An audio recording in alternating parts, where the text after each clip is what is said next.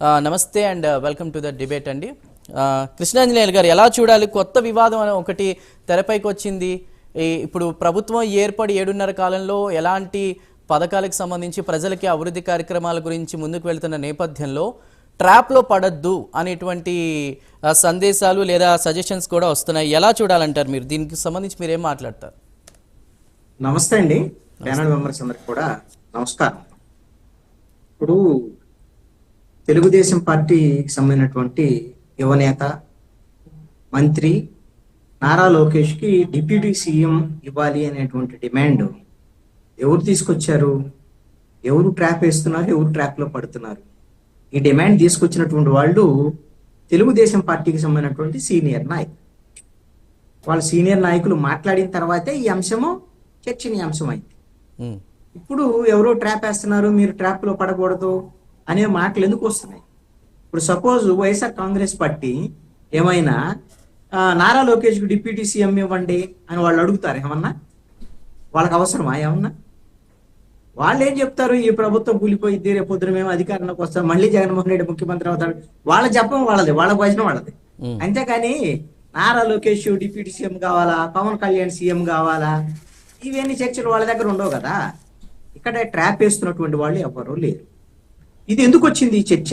తెలుగుదేశం పార్టీలో ఎందుకు వచ్చింది ఈ చర్చ అనేటువంటి అంశాన్ని కానీ ఒకసారి మనం గమనిస్తే, ఇటీవల కాలంలో జరిగినటువంటి పరిణామాలు ఒక 2 నెలల కాలం నుంచి ఎప్పుడైతే పవన్ కళ్యాణ్ హోంశాఖకు సంబంధించినటువంటి విషయాలు మాట్లాడటం, అదేవిధంగా పిఠాపురం సభల్లో మాట్లాడటం, ఢిల్లీకి వెళ్ళి ప్రెస్ మీట్లో మాట్లాడటం, మొన్న తిరుపతికి సంబంధించినటువంటి ఘటనల నేపథ్యంలో వెళ్ళి ఆయన మాట్లాడినటువంటి మాటలు, ఇవన్నీ చూసిన తర్వాత ఇటీవల కొత్త పలుకు పేరుతో తెలుగుదేశం పార్టీకి సంబంధించినటువంటి మీడియాలో వచ్చినటువంటి వార్తలు కానివ్వండి, ఇవన్నీ ఏమి సూచించినాయి అంటే బీజేపీ పవన్ కళ్యాణ్ ని ప్రమోట్ చేస్తోంది. ఆంధ్రప్రదేశ్ లో బీజేపీ జనసేన కలిసి తెలుగుదేశం పార్టీని దెబ్బతీయడానికి కుట్రలు జరుగుతున్నాయి అనేటువంటి పెద్ద ప్రచారం అంతర్గతంగా తెలుగుదేశం పార్టీని ఆందోళనకు గురి చేశాయి. తెలుగుదేశం నేతలను కూడా ఆందోళనకు గురి చేశాయి. వాళ్ళ క్యాడర్ కూడా ఆందోళనకు గురయ్యారు.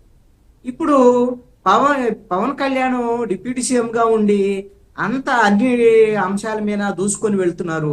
చంద్రబాబు నాయుడు కూడా ఏం అడ్డుపడలేనటువంటి పరిస్థితి ఉంది. అసలు నారా లోకేష్ అనేటువంటి వ్యక్తి మంత్రిగా ఉన్నా లేకపోతే అసలు అతను ఎక్కడా ప్రస్తావన లేదు, ఏమీ లేదు అని తెలుగుదేశం నేతల్లో శ్రేణుల్లో ఆందోళన మొదలైంది. దీంతో పవన్ కళ్యాణ్కి ప్రత్యామ్నాయంగా మా నాయకుడు కూడా డిప్యూటీ సీఎం కావాలి, ఎందుకంటే పవన్ కళ్యాణ్కి మంచి పేరు వస్తుంది అనేటువంటి అంశం వాళ్ళల్లో ఉన్నటువంటి ఆందోళన. మరి కావాలనేటువంటి దాని మీద తెలుగుదేశం పార్టీకి సంబంధించినటువంటి పోలిట్ బ్యూరో సభ్యులు లాంటి వాళ్లే డిమాండ్ చేశారు. వాళ్ళ పార్టీకి సంబంధించినటువంటి వాళ్లే డిమాండ్ చేసినటువంటి పరిస్థితి ఉంది. ఎందుకయ్యా అంటే మా నారా లోకేష్ కూడా డిప్యూటీ సీఎం అయితే పవన్ కళ్యాణ్ లాగా ప్రముఖంగా ఈ ప్రభుత్వంలో ప్రధానమైనటువంటి పాత్ర పోషిస్తాడు, మేము పవన్ కళ్యాణ్ కన్నా మా నారా లోకేష్ తక్కువ కాదు అనేటువంటి అంశాలని వాళ్ళు చెప్పాలని అనుకున్నారు.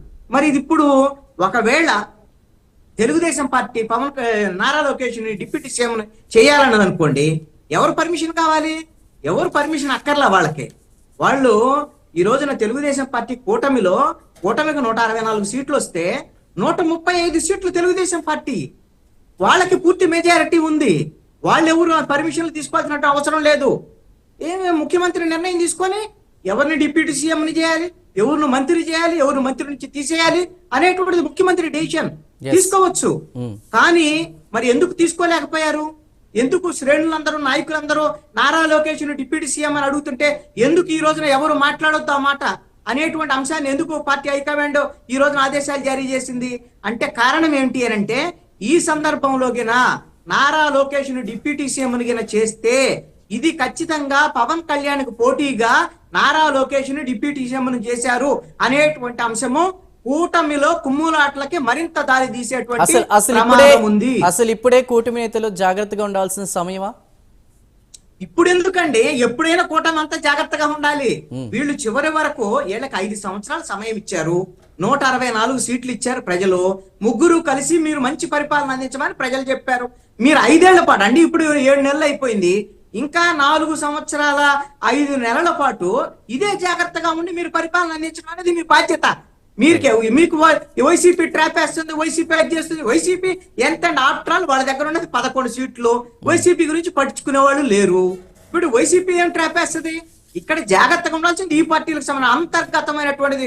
ఒకటి ప్రభుత్వం అన్న తర్వాత మూడు పార్టీలు ఉన్నాయి. కానీ మూడు పార్టీలు విడివిడిగా ఎవరి పార్టీ బలాన్ని వాళ్ళు పెంచుకోవాలని ప్రయత్నం చేస్తారు. అలాంటి ప్రయత్నాల్లో భాగంగా ఎవరికి వాళ్ళు ఆధిపత్యం అనేటువంటిది అంతర్గతంగా కొనసాగేటువంటి అంశము. ఆధిపత్య పోరాటం అనేటువంటిది ప్రభుత్వానికి ఇబ్బంది కలగకుండా, ప్రభుత్వం కూటమిలో కుమ్ములాటలు రాకుండా జాగ్రత్త వహించాల్సినటువంటి బాధ్యత అధినాయకుల మీద ఉంటుంది.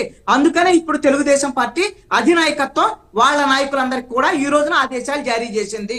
ఇప్పుడు ఎక్కడా కూడా నారా లోకేష్ కు డిప్యూటీ సీఎం అనేటువంటి అంశం అసలు మీరు మాట్లాడొద్దు, ఏదనుంటే మేము అధినాయకత్వం మాట్లాడుకుంటది అనేటువంటి విషయాన్ని కూటమిలో కుమ్ములాట్లు వస్తాయి అనేటువంటి భయంతోనే ఈ రోజున ఆదేశాలు జారీ చేశారు. ఇప్పుడున్నటువంటి పరిస్థితుల్లో చంద్రబాబు నాయుడు నారా లోకేష్ కి డిప్యూటీ సీఎం ఇచ్చేటువంటి ప్రయత్నం చెయ్యరు. ఒకవేళ చేస్తే గిన ఇది పవన్ కళ్యాణ్ కి పోటీగా చేసినటువంటి అనే దానికి అవకాశం ఉంటుంది. బీజేపీ అస్సలు ఒప్పుకునే దానికి అవకాశం లేదు. బీజేపీ తెర వెనక చాలా పక్కా ప్రణాళికలు రూపొందిస్తోంది. రానున్నటువంటి 2029కైనా కానివ్వండి, తెలుగుదేశం జనసేన కలిసి ముందుకెళ్లేటువంటి ప్రయత్నాల్లో పవన్ కళ్యాణ్ ఆంధ్రప్రదేశ్ లో ముఖ్యమంత్రి అభ్యర్థి మాత్రమే కాదు, దక్షిణాది రాష్ట్రాల్లో రానున్న 2026లో తమిళనాడులో ఎన్నికల్లోనూ మన మహారాష్ట్రలో ఉపయోగించుకున్నట్టుగా దక్షిణాది రాష్ట్రాలన్నింటిలో కూడా పవన్ కళ్యాణ్ ఉపయోగించుకునేటువంటి ప్రయత్నం చేస్తోంది. ఆ రోడ్ మ్యాప్ లో భాగంగానే మొన్న వారాహి డిక్లరేషన్ కానివ్వండి, హిందుత్వ ఎజెండాని పవన్ కళ్యాణ్ తీసుకోవటం కానివ్వండి, ఇవన్నీ బీజేపీ రోడ్ మ్యాప్ లో భాగమే. అందుకే ఈ రోజున తెలుగుదేశం పార్టీ ఆందోళన చెందేటువంటి పరిస్థితి. రైట్ కృష్ణాంజలి గారు, రైట్ మల్లికార్జున్ గారు.